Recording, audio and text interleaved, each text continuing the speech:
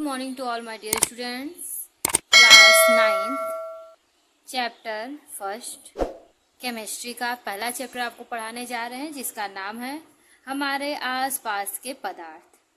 ये चैप्टर बहुत ही इम्पोर्टेंट होता है बेटा, और वैसे माने तो हर एक चैप्टर अपने में बहुत इंपॉर्टेंट होता है और ये फिक्स होता है कि हर एक चैप्टर से 5 मार्क्स या 10 मार्क्स का क्वेश्चन पूछा है। तो ये अब हम इसको स्टार्ट करते हैं इस चैप्टर को, तो बहुत मन से पढ़िए आप लोग और खूब अच्छा नंबर पाइए। तो स्टार्ट करते हैं। पहला इसमें हम पढ़ेंगे द्रव्य, ठीक है। तो द्रव्य वह है जो स्थान घेरता है, जिसमें द्रव्यमान होता है, जिसका अनुभव हम ज्ञानेंद्रियों द्वारा कर सकते। देखिए द्रव्य उसे कहते हैं जिसे क्या कहते हैं, जो स्थान घेरता है, जिसमें द्रव्यमान होता है और उसका अनुभव हम किसके द्वारा, ज्ञानेंद्रियों के द्वारा कर सकते, उसे क्या कहते हैं, द्रव्य कहते हैं। जैसे इसका एग्जाम्पल देखें, मेज, किताब, वायु, जल इत्यादि। ओके, नेक्स्ट है पदार्थ की अवस्थाएं। पदार्थ की 3 अवस्थाएं होती है। पदार्थ की अवस्थाओं की बात करें तो पदार्थ की 3 अवस्थाएं होती हैं, ठोस, द्रव, गैस। सबसे पहले हम ठोस की स्टडी करेंगे। ठोस स्टार्ट करते हैं। ठोस को द्रव्य की वह भौतिक अवस्था जिसमें आकार तथा आयतन दोनों निश्चित होता है, उसे ठोस कहते हैं। देखिए द्रव्य का वह भौतिक अवस्था होता है ठोस, जिसमें क्या हो, उसका आयतन और आकार, आयतन मीन्स ऊपरी हिस्सा और आकार मीन्स शेप, दोनों ही क्या होता है, दोनों ही निश्चित होता है, उसे हम क्या कहते हैं, ठोस कहते हैं। एग्जाम्पल लोहा, पत्थर, लकड़ी इत्यादि, ये सभी ठोस के एग्जाम्पल है ने। अब हम नेक्स्ट पढ़ेंगे द्रव्य, या फिर द्रव्य का ही पार्ट है द्रव, ठीक है, जिसे लिक्विड कहते हैं इंग्लिश में, और ठोस को सॉलिड कहते हैं, ठीक है। हम पढ़ेंगे द्रव, ठीक है। द्रव्य की वह भौतिक अवस्था जिसमें आयतन निश्चित होता है परंतु आकार अनिश्चित होता है, उसे क्या कहते हैं, द्रव कहते हैं। देखिए द्रव्य का वह एक अवस्था भौतिक फिजिकल स्टेट होता है जिसमें क्या होता है कि आयतन निश्चित होता है और उसका क्या होता है, आकार भिन्न भिन्न होता है, तो उसे हम क्या कहते हैं, द्रव कहते हैं। इसके एग्जाम्पल की बात करें तो इसका एग्जाम्पल है जल, दूध, मिट्टी का तेल, पेट्रोल, डीजल इत्यादि, ये सभी एग्जाम्पल हैं आपके द्रव के, ठीक है। नेक्स्ट हम पढ़ेंगे गैस। गैस द्रव की वह भौतिक अवस्था जिसमें आयतन और आकार दोनों ही अनिश्चित होता है, उसे ठोस कहते, उसे गैस कहते हैं, ठीक है। देखिए यहाँ पर ध्यान दीजिएगा कि द्रव्य की वह भौतिक अवस्था जिसका क्या हो, आयतन और आकार दोनों ही अनिश्चित हो, उसे क्या कहते हैं, हम गैस कहते हैं। एग्जाम्पल वायु, जल वाष्प, धुआं इत्यादि, ये सभी क्या हैं, गैस के एग्जाम्पल हैं। ओके, नेक्स्ट हम पढ़ेंगे। देखिए इसे क्वेश्चन पूछा जाता है द्रव्य किसे कहते हैं, यह कितने प्रकार का होता है और इसका उदाहरण सहित वर्णन कीजिए, ठीक है। फिर पूछा जाता है ठोस किसे कहते हैं, इसका उदाहरण बताइए, तो आप इस तरह से लिख सकते हैं। द्रव किसे कहते हैं, इसका उदाहरण बताइए, तो आप इस तरह लिख सकते हैं। गैस किसे कहते हैं, इसका उदाहरण बताइए, तो आप इसे लिख सकते हैं, ठीक है। नेक्स्ट है आपका नेक्स्ट टॉपिक ठोस, द्रव, गैस में अंतर। ये मोस्टली हर बार पूछा गया क्वेश्चन है कि ठोस, द्रव, गैस में अंतर स्पष्ट कीजिए। तो हम ठोस, द्रव, गैस के लिए कॉलम बना लेंगे और इसमें अंतर हम स्टार्ट करेंगे। देखिए पहला ठोस का, इसका आकार निश्चित होता है। ठोस जो होता है उसका आकार क्या होता है, निश्चित होता है। द्रव में इसका आकार इसका आकार अनिश्चित होता है। इसका जो आकार होता है वो कैसा होता है, अनिश्चित होता है।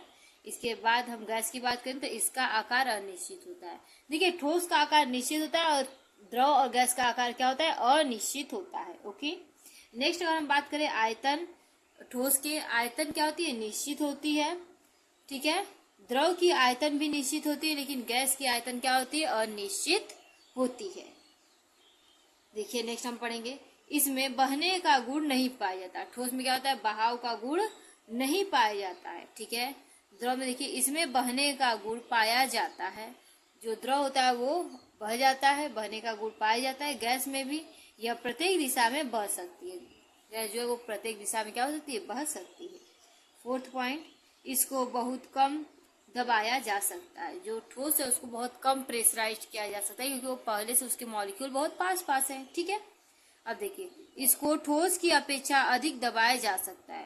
देखिए, द्रव को ठोस की अपेक्षा क्या अधिक दबाया जा सकता है, और गैस इसको सबसे अधिक दबाया जाता है। गैस को ज्यादा प्रेशर दे सकते हैं क्योंकि उसके मॉलिक्यूल्स ज्यादा दूर दूर है। ठीक है, नेक्स्ट पॉइंट ठोस के लिए, ये गर्म करने पर सबसे कम बढ़ते हैं। जब इनको हीट हम देंगे, गर्म करेंगे, तो ठोस क्या सबसे कम बढ़ता है। ठीक है, अगर द्रव की बात करें तो ये गर्म करने पर ठोस की अपेक्षा कुछ अधिक बढ़ते हैं। अगर हम द्रव को गर्म करें तो ठोस की अपेक्षा क्या होगा, कुछ अधिक बढ़ेंगे। और गैस की बात करें, ये गर्म करने पर सबसे अधिक बढ़ते हैं। द्रव और ठोस दोनों की अपेक्षा क्या होंगे, गैस सबसे अधिक बढ़ते हैं। ठीक है, नेक्स्ट अगर हम पॉइंट छठे की बात करें, इसके कणों में सबसे कम गति होती है। जो ठोस उसके कण बहुत पास पास है तो उसमें क्या होगी, गति बहुत कम होगी। सही बात। दूसरा देखिए, इसके कणों में ठोस की अपेक्षा सबसे अधिक गति होती है। ठीक है, इसमें क्या होगा, ठोस जो होगी उससे क्या होगी, अधिक गति होगी।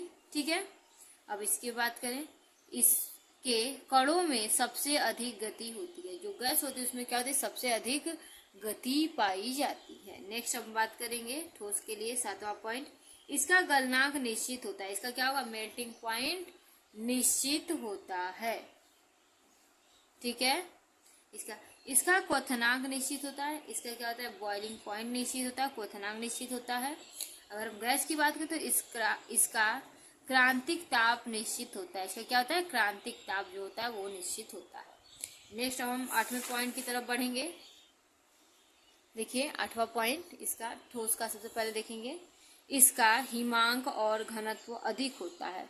ठोस की बात करें तो उसका हिमांक और घनत्व दोनों ही क्या होता है, अधिक होता है। द्रव की बात करें, इसका हिमांक और घनत्व ठोस की अपेक्षा कम होता है। इसका क्या होता है, हिमांक और घनत्व क्या होता है, ठोस की अपेक्षा कम होता है। अब गैस की बात करें तो इसका हिमांक और घनत्व दोनों सबसे कम होता है।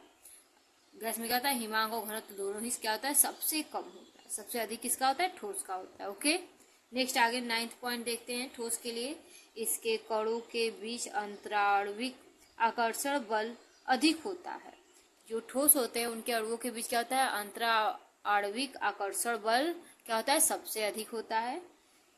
इनके कणों के बीच अंतराणविक आकर्षण बल ठोस की अपेक्षा कम होता है। क्या होता है, ठोस की अपेक्षा इनके में क्या होता है, अंतराणविक आकर्षण बल कम होता है।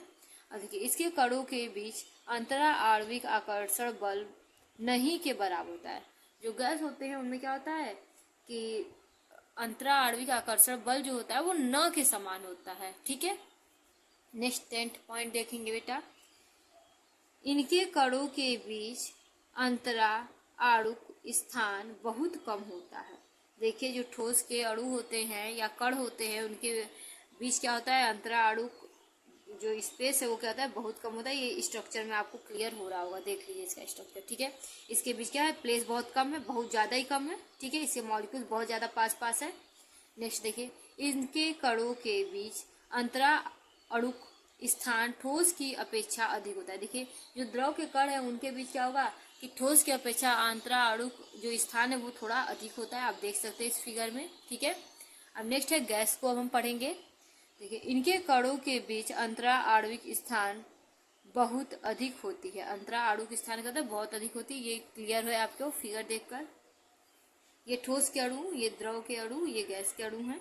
हम ठोस के उदाहरण की बात करेंगे तो लोहा, पत्थर, लकड़ी, ईंट इत्यादि क्या है, ठोस के उदाहरण हैं। और गैस की एग्जाम्पल की बात करें, धुआं, वायु, जलवाष्प इत्यादि क्या है, गैस के एग्जाम्पल हैं। और द्रव की एग्जाम्पल की बात करें तो दूध, तेल, मिट्टी का तेल, ये सभी किसके एग्जाम्पल हैं, द्रव के एग्जाम्पल हैं। मैं आशा करती हूँ कि आप सभी को आज द्रव्य और ठोस द्रव गैस में अंतर और ठोस द्रव गैस का डिफिनेशन विथ एग्जाम्पल और उसके साथ बहुत ही प्यारा सा फिगर के साथ एकदम क्लियर हो गया होगा। तो अगर आप इसको ढंग से पढ़ लेते तो आज के बाद कभी आपको ऐसा नहीं होगा ठोस द्रव गैस के अंतर में कभी कोई कंफ्यूजन हो। और इससे जितना भी बस ये 2-3 टॉपिक से हम आपको बता रहे हैं कि 2 मार्क्स तो आपका एग्जाम के पॉइंट ऑफ बेसिस से एकदम फिक्स हो जाएगा। Okay, thank you.